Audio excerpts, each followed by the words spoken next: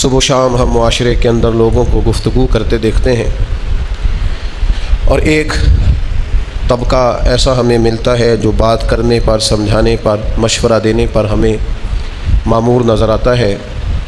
کسی بھی فیلڈ میں آپ کوئی مشورہ لینا چاہیں تو بہت سارے لوگ اللہ کے فضل اور اس کی توفیق سے اس فیلڈ سے متعلقہ مل جاتے ہیں۔ آپ کو قانونی مشاورت کرنی ہو تو آپ کسی اچھے وکیل سے، کسی اچھے قانون دان سے بات کریں تو آپ کو بڑے بہترین، معقول، پڑھے لکھے مشورے میسر آ سکتے ہیں۔ کاروبار اور تجارت کی طرف اگر آپ بڑھنا چاہتے ہیں تو جو لوگ سالوں سے تجارت سے وابستہ ہیں، یقیناً آپ ان سے ملاقات کریں گے، مشورہ لیں گے، اور یہ بری بات نہیں ہے، یہ اچھی بات ہے۔ کچھ مشورے تو ہم جا کر لیتے ہیں، اور کچھ مشورے ویسے سوسائٹی کے اندر دیے جاتے ہیں تاکہ آگاہی پیدا ہو، شعور بلند ہو۔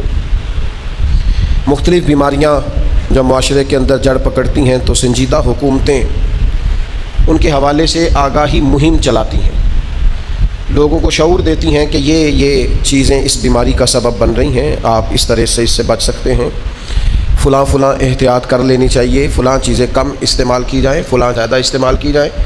اچھے طریقے سے قوم کو اویئرنس دی جاتی ہے، آگاہی دی جاتی ہے تاکہ لوگ بیماری آنے سے قبل ہی اس کے برے اثرات سے بچ سکیں۔ لیکن یہ ساری باتیں قابل تحسین اور قابل تعریف ہونے کے ساتھ ساتھ ایک بہت بڑا مسئلہ اور بہت بڑا اس وقت المیہ یہ بنتا جا رہا ہے کہ باقی ساری چیزوں کے لیے تو شعور دینا، آگاہی دینا بڑی تیزی سے پھیل رہا ہے، لیکن لوگوں کو دین کی آگاہی دینا، اخلاقیات کا سبق دینا، انہیں گناہوں کے نقصانات سے آگاہ کرنا، انہیں یہ بتانا کہ اگر اخلاقی اقدار کسی قوم کی بگڑ جائیں تو پھر اس پر کتنا نقصان مرتب ہوتا ہے، اور وہ قومیں کتنی خسارے میں چلی جاتی ہیں اگر وہ اپنے اخلاقی معیار کو توڑ دیتی۔ یہ ہماری سوسائٹی میں آہستہ آہستہ کم ہوتا جا رہا ہے۔ اس کی سب سے بڑی وجہ تو مادہ پرستی ہے۔ لوگ سمجھتے ہیں کہ میں اگر کسی کو بھلائی کی دعوت دوں گا تو یقیناً اسے پھر کسی برائی سے بھی روکوں گا تو اس طرح ہو سکتا ہے سامنے والا میرا مخالف ہو جائے، تو مجھے کیا لگے، میں اس مشکل میں کیوں پڑوں۔ تو لوگ امر بالمعروف و نہی عن المنکر کے بڑے فریضے سے محروم رہ جاتے ہیں اور کوشش نہیں کرتے سمجھانے کی۔ یاد رکھیے، کئی دفعہ بہت سارے لوگ ایسے ہوتے ہیں جو سمجھدار بھی ہوتے ہیں، معاملہ فہم بھی ہوتے ہیں، مدبر بھی ہوتے ہیں، اللہ تبارک و تعالیٰ نے انہیں بصیرت کی روشنی بھی دی ہوتی ہے، لیکن بعض چیزوں کی طرف ان کی توجہ نہیں ہوتی، عدم توجہی کی وجہ سے بعض چیزیں خراب ہو رہی ہوتی ہیں۔ وہ سمجھدار لوگ ہوتے ہیں، جب کوئی انہیں سمجھاتا ہے، قائل کرتا ہے، پیغام دیتا ہے، تو یہ ضروری نہیں ہے کہ آپ یہی سمجھیں کہ یہ میرا استاد بن گیا ہے۔ یوں کیوں نہیں سمجھ لیتے کہ میری توجہ کرا رہا ہے؟ آپ کے کرتے پر آگ لگ گئی ہے اور کسی نے شور مچا کے آپ سے کہا ہے کہ آپ کے کرتے پہ آگ لگی ہے، تو ایسا تو نہیں تھا کہ آپ آگ کے نقصانات سے آگاہ نہیں تھے، یا آگ جو نقصان پہنچائے گی اور جو تباہی مچائے گی اس تباہی کا پتہ نہیں تھا، صرف توجہ نہیں تھی، آگ لگی ہوئی ہے۔ اب وہ جس شخص نے آپ کو شور مچا کے، آواز دے کر، بار بار رولا ڈال کر، احتجاج کر کے آپ کی توجہ کرائی ہے، تو وہ آپ کا استاد نہیں، وہ آپ کو آگ کے نقصانات نہیں بتا رہا، وہ صرف آپ کو یہ کہہ رہا ہے کہ بھئی آپ کی توجہ نہیں، آپ کے کرتے پہ آگ لگ گئی ہے، اگر نہ بجھی تو آپ کا نقصان کرے گی۔ تو خیر کا پیغام دینا، معاشرے کے اندر لوگوں کو نیکی کی طرف مائل کرنا، اس کا یہ معنی کیوں نہیں کر لیا جاتا کہ بھئی ہم سمجھدار بھی ہیں، معاملہ فہم بھی ہے، تو مجھے کیوں سمجھا رہا ہے؟ تو آپ اس کا یہ معنی کر لیں پیغام حق دینے کا کہ میری توجہ کرائی جا رہی ہے، مجھے سمجھایا جا رہا ہے، مجھے بتایا جا رہا ہے، مجھے بتایا جا رہا ہے کہ وہ جناب آپ کی تھوڑی سی توجہ ہٹنے کی وجہ سے فلاں معاملے میں نقصان ہو رہا ہے، یہ نام دے لیں آپ۔ لیکن خیر کا پیغام دینا بھی شروع کریں، اور اگر کوئی پیغام دے تو اسے قبول کرنا بھی شروع کریں۔ خطبہ جمعہ حضرت عمر ہی دیا کرتے تھے اپنے دور خلافت میں، لیکن آپ نے خطاب کیا تو ایک خاتون نے توجہ دلائی کہ حضرت یہ بات آپ نے مہر کے بارے میں اس طرح کی ہے، حالانکہ قرآن مجید میں تو اس کا حکم اس طرح سے ہے۔ تو وہ آیتیں حضرت عمر کی نظر سے گزر چکی تھیں، لیکن کئی دفعہ بندے کی بات کرتے ہوئے توجہ، آپ ایک لفظ بولتے ہیں سبقت لسانی، یعنی گفتگو کرتے آپ کی مفہوم سے آگے آپ کی بات بڑھ گئی، آپ کی زبان آگے نکل گئی، اس کو کہتے ہیں سبقت لسانی، یعنی زبان نے تیزی دکھا دی، جو آپ کہنا چاہ رہے تھے وہ نہیں کہا اور کچھ اور کہہ گئی، آپ اس کو سبقت لسانی بولتے ہیں۔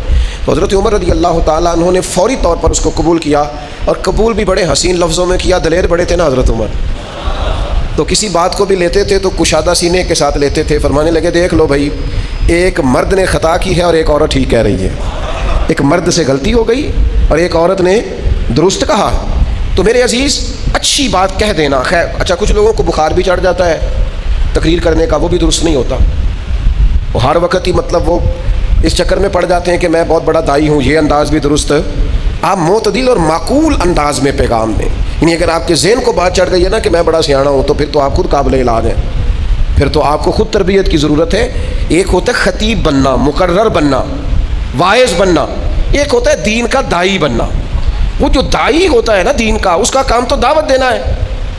اس کو کوئی نیا نقطہ دے کر داد نہیں لینی قوم سے, اسے اپنی خطابت کے جوہر دکھا کر اپنی ویلیو مارکیٹ میں بلند نہیں کرنی, بلکہ اس شخص کو دین کی طرف لوگوں کو بلانا ہے. تو وہ کیا کرتا ہے, وہ گھائل نہیں کرتا, وہ مائل کرتا ہے. وہ چیر کر پھاڑ کر سینے اور کلیجے کو چاک کر کے آپریشن نہیں کرتا, بلکہ وہ قائل کر دیتا ہے کہ تیرا علاج بالغذائی کر دیتے ہیں, تجھے تھوڑا سبق پڑھا دیتے ہیں, یہ کھا لیا کر, یہ چھوڑ دیا کر, اس وقت سو جایا کر, اتنی تیرا علاج تھوڑی تیری تربیت کے ساتھ کر دیتے ہیں. اور اس بات کو پسند بڑا کیا ہے کہ آپ دعوت دین دیں, آپ پیغام حق دیں, آپ معاشرے کے اندر وہ بولی بولیں جس بولی سے لوگوں کا ذہن مائل ہو دین کی طرف. آپ وہ توجہ لوگوں کی توجہ کرائیں کہ جو مائل ہو. یعنی کسی نے سفید لباس پہن کے داڑھی رکھ لی ہے تو آپ اس کو شاباشی دیں کہ یار کیا خوبصورت انداز ہے. آپ کا یہ کہنا اس شخص کو, کسی کو مسجد آتا جاتا دیکھیں تو پذیرائی کریں اس کی. لیکن کسی جگہ آپ کسی شخص کو دیکھیں کہ اس نے اپنے منہ سے کوئی غلط لفظ نکالا ہے, تو آپ اسے تنہائی میں سمجھائیں کہ تیری شخصیت کے ساتھ اس جملے نے میچ نہیں کیا. میں اللہ تعالیٰ مجھے معاف فرمائے سمجھانے کے لیے عرض کرتا ہوں, ایک دوست سے کچھ شناسائی ہو گئی, وہ انسپیکٹر تھے. ایک دفعہ انہوں نے, ہم اس علاقے میں گئے ہوئے تھے تو انہوں نے دعوت دی کہ آپ چائے پی لیں. تو جیسے ہی ہم پہنچے تو وہ دروازے پہ تھے تو سگریٹ لگایا ہوا تھا. اب وہ BBA اس نوجوان کی تعلیم ہے, اللہ نے اعزاز دیا ہے, پرسنالٹی بڑی اچھی ہے, عمدہ ہے, سنجیدہ ہے, اور مزید محنت کر رہے ہیں, آگے بڑھنے کا ارادہ ہے, اگلی منزلوں کے مسافر ہیں. تو وہ جیسے ہی میں نے ان سے ملاقات کی, بغل گیر ہوئے, خیر میری طرف دیکھے سگریٹ تو انہوں نے پھینک دیا, تو میں نے کوئی زیادہ بات نہیں کی. تو جب بغل گیر ہوئے تو میں نے ان کے کان میں کہا یار ساری باتیں اپنی جگہ پر یہ سگریٹ آپ کی پرسنالٹی سے میچ نہیں کیا. یعنی جو آپ کی شخصیت کی خد و خال میرے ذہن میں ہے نا, اس پہ نا یہ جو 2 انگلیوں میں سگریٹ تھا نا, یہ میچ نہیں کیا. یعنی کوئی تب بھی نہیں گل ہے, یعنی کوئی مزہ نہیں آیا. آپ مطلب BBA کیا ہوا ہے, یہاں کوئی قلم ہوتا تو ذرا رنگ تھوڑا سا نا ڈیسنٹ قسم کا ہونا تھا, ذرا انداز تھوڑا سا نا خوبصورت ہوتا, مزہ آتا. اور آپ کے پاس کوئی قانون کی کتاب آپ کے ہاتھ میں ہوتی تو کیا خوبصورت لگتے آپ اپنی شخصیت کے خد و خال کے. کیسا خوبصورت اللہ نے آپ کو نوازا ہے. وہ اتنے سے لفظ, اور وہ بھی شاید 2-4 جملے, زیادہ نہیں. چائے پی بیٹھے رہے, بات ہو گئی, ختم ہو گئی, زمانہ گزر گیا. 4-5 سال کے بعد دوبارہ ملاقات ہوئی, کسی موقع پر جمع ہوئے, باتیں ہوتی رہیں, اٹھنے لگے تو کہنے لگے کوئی نصیحت ہی کر دیں. اور میں نے کہا میں نے کیا نصیحت کرنی ہے, آپ سمجھدار آدمی ہیں. کہنے لگے 4 سال پہلے گلی میں کھڑے ہو کے آپ نے کہا تھا سگریٹ آپ سے میچ نہیں کرتے, اللہ کی قسم دوبارہ ہاتھ نہیں لگایا کروں. اچھا میرا نہیں خیال تھا ایسا کہ یوں ہوگا, لیکن پھر سوچتے ہیں کہ اللہ کہتا ہے تو کہہ تو دے, اثر تو میں نے پیدا کرنا ہے. تو بولتا بھی نہیں, تو کہتا بھی نہیں, تو کسی کو پیغام ہی نہیں دیتا, کہہ تو صحیح. دل تو اللہ پھیرا کرتا ہے, کسی کے بس بھی نہیں وہ کسی کے دل پر اثر کرے. قرآن مجید سورہ حامیم سجدہ, ومن احسن قولا ممن دعا الی اللہ. میرا رب فرماتا ہے اس سے زیادہ کس کی بات خوبصورت ہے جو لوگوں کو اللہ کی طرف بلاتا ہے.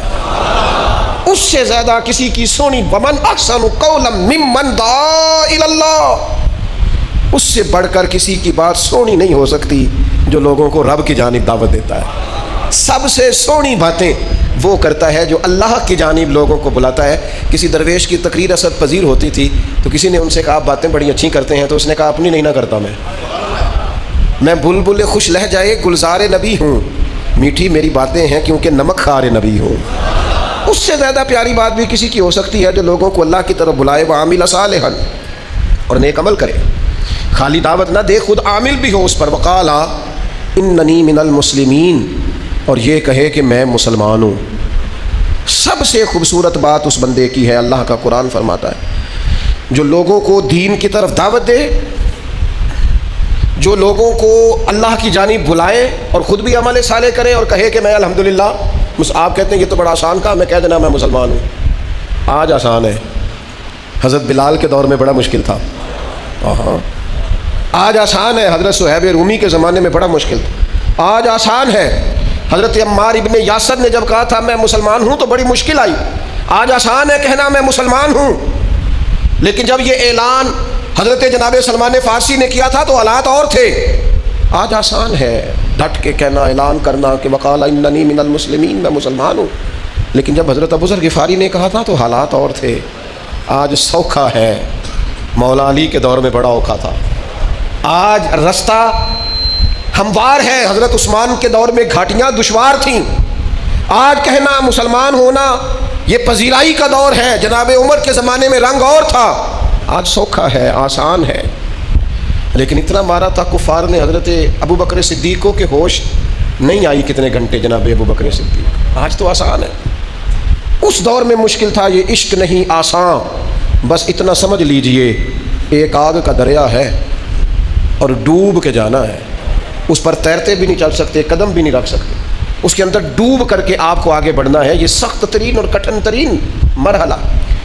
تو اس سے بڑھ کر اچھی بات کس کی ہو سکتی ہے؟ بھائی اس پر مفسرین نے بڑا کچھ لکھا، کہا اس سے مراد انبیاء ہے، سب سے سونی بات نبیوں کی. اس کے بعد اس سے مراد علماء ہیں، سب سے خوبصورت بات علماء کی جو دین کی طرف بلاتے ہیں. پھر اس سے مراد مجاہدین ہیں، سب سے سونی بات مجاہدین کی، جو کہتے ہیں کہ آ جاؤ دین کی طرف، نہیں تو پھر جہاد تو ہوگا اعلاء کلمت الحق کے لیے. اور سیدہ عائشہ صدیقہ رضی اللہ تعالیٰ عنہ فرماتی ہیں، یہ جو آیت ہے نا وَمَنْ أَحْسَنُ قَوْلًا مِّمَّنْ دَعَا إِلَى اللَّهِ، سیدہ عائشہ فرماتی ہیں اس سے مراد وہ لوگ ہیں جو اذانیں پڑھتے ہیں. اللہ کہتا ہے سب سے سونی دعوت اس بندے کی ہے جو اذان پڑھتا ہے، جو کہتا ہے حی علی الصلاۃ حی علی الفلاح. سب سے خوبصورت یہ لوگ خیر کا پیغام دے، اپنے انداز سے، اپنے لہجے سے، اپنے شب و روز سے پیغام خیر دیں. دیکھو آپ کے ذمہ کہہ دینا ہے، اللہ تبارک و تعالیٰ اس میں اثر پیدا کر دے گا. دوستوں کی محفل میں، دوستوں کی مجلس میں، اپنوں بیگانوں کی میٹنگز میں خیر کی بات کہیں اپنے لب و لہجے سے. ہمارے ہاں یہ ہوتا ہے لوگ مفاد کی بات کرتے ہیں، دین کی بات نہیں کرتے، اپنی ذات کی بات کرتے ہیں، خیر کی بات نہیں کرتے. یہ دیکھتے ہیں کہ میرا بھلا، میرے شعبے کا، میرے مال کا کس بات میں نفع ہے وہ بات کرتے ہیں، خیر کی بات نہیں کرتے. یاد رکھیے گا خیر کی بات کرنا، اچھائی کا درس دینا. نبی پاک صلی اللہ تعالیٰ علیہ وسلم نے صحابہ کرام علیہم رضوان کو نا رستوں میں بیٹھنے سے منع فرمایا، اور فرمایا اگر بڑا ضروری ہو نا رستوں میں بیٹھنا تو پھر رستوں کا حق بھی ادا کیا کرو. یا رسول اللہ صلی اللہ تعالیٰ علیہ وسلم رستوں کا حق کیا ہے؟ تو محبوب فرمانے لگے رستوں کا حق پہلا یہ ہے کہ نظریں نیچی رکھو، دوسرا یہ ہے کہ اگر کوئی تکلیف دہ چیز رستے میں پڑی ہو تو اسے ہٹا دو، تیسرا حق یہ ہے کہ کوئی بندہ آ کے سلام لے رستے میں تو اس کا جواب دو، اور چوتھا حق یہ ہے کہ نیکی کا حکم دو اور برائی سے منع کرو. تم لوگوں کو خیر کا، اگر رستے میں بیٹھے ہو تو پھر تم اس کا حق ادا کرو، پھر آنے جانے والوں کو دین کی بات بتاؤ، پھر ملنے والوں سے پیغام دین دو. پھر تمہاری طبیعت اس طرح کی ہو کہ تم قائل کر سکو، تھوڑی تھوڑی لوگوں کی توجہ کراؤ، کہو یار یہ انداز ٹھیک نہیں، یہ لہجہ ٹھیک نہیں، یہ تیرا چلنا ٹھیک نہیں، تیرا اس طرح سے رستے میں موٹر سائیکل کھڑی کر کے اور رستے کو بند کر کے چلے جانا یہ ٹھیک نہیں ہے. یہ تیرا انداز گفتگو کا، اونچی آواز میں بولنے کا، یہاں ارد گرد بہنیں بیٹیاں بھی بستی ہیں، یہ تیرا طرز ٹھیک نہایت اچھائی کے ساتھ، نہایت خلوص کے ساتھ، نہایت محبت کے ساتھ، قائل کرنے کے انداز میں، سمجھانے کے انداز میں، تعلیم کے انداز میں لوگوں کو تھوڑی توجہ دلائی جائے. رستوں میں اگر بیٹھنا ضروری ہو، ہمارے ہاں کیا ہوتا ہے، اب تو خیر وہ رواج نہیں، کبھی دیہاتوں میں لوگ رستوں میں بیٹھتے تھے تو آنے جانے والے کو تبلیغ تو نہیں کرتے تھے، البتہ آنے جانے والے پہ تبصرہ ضرور کرتے تھے، اس پر گفتگو ضرور کرتے تھے، اس کی کمزوریوں کو بھی معاذ اللہ ڈسکس کر لیتے تھے. حالانکہ حق یہ ہے کہ آنے جانے والے کو دین کی تبلیغ کی جائے. دوسری روایت سنیے، یہ بھی بخاری میں موجود ہے. نبی پاک صلی اللہ تعالیٰ علیہ وسلم نے فرمایا انسان کی جو آزمائش ہے وہ اس کے اہل و عیال میں ہے، اس کے مال میں ہے اور اس کے پڑوسیوں میں. یہ تین چیزیں اس کی آزمائش ہے. اس کے مال کے بارے میں بھی قیامت میں سوال ہوگا، کہاں سے کمایا، کہاں خرچ کیا. اولاد کی تربیت کیسی کی، بہت بڑی آزمائش ہے، صبح قیامت اس کے لیے سوال ہوگا. بالکل جو لوگ پڑوس میں رہتے ہیں جن کو ہم سایہ کہتے ہیں، ہم، اس کا کیا مطلب ہوتا ہے؟ ایک سائے میں رہنے والے. یہ کون ہے؟ یہ میرا، ہم دونوں ایک سائے میں رہتے ہیں. تو ہمسایوں کے بارے میں قیامت میں یہ تھوڑا سا الگ الگ لکھ کے دیکھیے گا کبھی اپنے کاغذ قلم سے. ہم الگ لکھے اور سایہ، اس کا معنی کیا بنتا ہے؟ اکٹھے سائے میں رہنے والے. اچھا دور دوستی ہوگی، ہمسائے سے اختلاف ہوگا. تو نبی پاک علیہ السلام نے فرمایا تین چیزوں میں آزمائش ہے، مال میں، اولاد میں اور ہمسائے میں. پھر خود ہی کریم نے مہربانی فرمائی، فرمایا تمہیں بتاؤں ازالہ کیسے ہو سکتا ہے؟ اس آزمائش سے نکلا کیسے جا سکتا ہے؟ اس آزمائش سے بری و ذمہ ہونے کا طریقہ کیا ہے؟ تو حضور علیہ الصلوۃ والسلام فرمانے لگے اس کا ازالہ نماز ہے، اس کا ازالہ خیرات و صدقات ہے، اور فرمایا اس کا ازالہ یہ ہے کہ اچھی بات کا حکم دو اور بری بات سے منع کرو۔ اگر تم یہ کام کرتے ہو تو پھر یہ آزمائش نہیں رہے گی، پھر تم اس آزمائش سے نکل جاؤ گے۔ دے نا پیغام اپنے بچوں کو نیکی کا، دے اپنے ہمسایوں کو نیکی کا میسیج، دے آپ ان لوگوں کو پیغام جو دور بیٹھے ہیں۔ میں بڑی دیر سے اس بات پر غور کرتا ہوں کہ ہماری تبلیغ بہت ساری جگہوں پہ پہنچی نہیں۔ ہم نے بہت ساری جگہوں پہ پیغام دین دیا، ڈھیر سارے لوگ ہیں جن تک پیغام نہیں پہنچ سکا۔ ہمارا دعویٰ ہوتا ہو اتنا بڑا جلسہ ہوا تو یہ تو روٹین میں محفلوں میں آنے والے لوگ ہیں، انقلاب کیا آیا؟ دعویٰ ہوتا ہے ہمارا کہ جناب کمال ہو گئی، وہ دیکھو کہاں تک بڑے بڑے ادارے قائم ہو گئے، ہمارا دعویٰ ہوتا ہے۔ پر سوال یہ ہے کہ ابھی تو لاکھوں کروڑوں لوگ ایسے ہیں جن تک دین کا پیغام پہنچا ہی نہیں۔ آپ دیکھ لیں ڈھیر ساری فیملیز ہیں جو پوش علاقوں میں شفٹ ہو گئی ہیں، ان کے بچوں کا کتنا آنا جانا ہے مسجدوں میں، غور کر کے دیکھ لیں۔ اب یہ تنقید کرنا، مجھے ایک صاحب کہنے لگے کہ ایک پوش ایریے میں نے قربانی کا منظر یہ دیکھا ہے کہ وہ جانور گھر نہیں لاتے، وہ سمجھتے ہیں کہ یہ کہاں رکھیں گے، کیا کریں گے، اور قربانی بھی کرنی ہے۔ تو وہ صاحب کہنے لگے کہ گوشت تو ہم نے ویسے ہی ہفتہ وار لگوایا ہوا ہے، کسائی دے جاتا ہے، تو ہم نے یہ کیا کہ اپنے ملازموں کو پیسے دے دیے، یہ پیسے لے لو ہماری طرف سے، بکرا خریدنا اور اپنے گاؤں میں ذبح کر لینا، ہماری قربانی ہو جائے گی۔ میں ان کے عمل سے اختلاف نہیں کرتا، اچھی نیت سے انہوں نے یہ کام کیا ہوگا، لیکن اب جب آپ اتنے بڑے ایریے میں چلے جاتے ہیں تو بعض اوقات دین کی بنیادوں پر اس خوبصورتی سے عمل کرنا، اس حسن کے ساتھ عمل کرنا وہ قائم، ورنہ ہم نے ایسے لوگوں کو بھی دیکھا گاؤں چھوڑ کے شہروں میں چلے گئے، لیکن عیدیں پڑھنے اپنے دیہاتوں میں آتے ہیں، وہ کہتے ہیں جو لطف اپنے گاؤں میں ہے نا نماز عید ادا کرنے کا، اپنوں کے بیچ وہ کہیں اور ہے۔ تو ان لوگوں تک پیغام تو پہنچانا ہے نا، جو ملک سے باہر شفٹ ہو گئے، پیغام دین تو انہیں بھی دینا ہے، جو ابھی مسلمان نہیں ہوئے دین کا پیغام انہیں بھی۔ کتنا بڑا فریضہ ہے تبلیغ کرنا، کتنا اہم کام ہے لوگوں کو دعوت خیر دینا، اور یہاں لوگ اس اہم کام سے غافل ہیں۔ اب جو تقریریں ہمارے ہاں ہوتی ہیں نا، جو کانوں کی لذت کے لیے خطاب ہم سنتے ہیں، وہ تو داد امداد کے مسئلے ہیں میرے بھائی، وہ تو ہو مجھے مزہ نہیں آیا اونچا سبحان اللہ کہو گے تو بات چلے گی، تو میں نقطہ دینے لگا ہوں، تو میں کئی دفعہ تو اسٹیج پہ بیٹھے ہوتے ہیں تو ڈر آتا ہے، نقیب محفل گھوم کے ادھر چلا جاتا ہے، پھر گھوم کے ادھر آ جاتا ہے، کیوں لگا کہ اندر ذرا تگڑے ہو جو میں جملہ دینے لگا، تو مطلب وہ میرے جیسا دیسی آدمی تو سمجھتا ہے پتہ نہیں جملہ دینے لگا ہے کہ بام چلانے لگا ہے۔ بھائی جو بات کرنی ہے تو کر دے، مہربانی کر، جملہ دے۔ جملہ کیا ہوتا ہے؟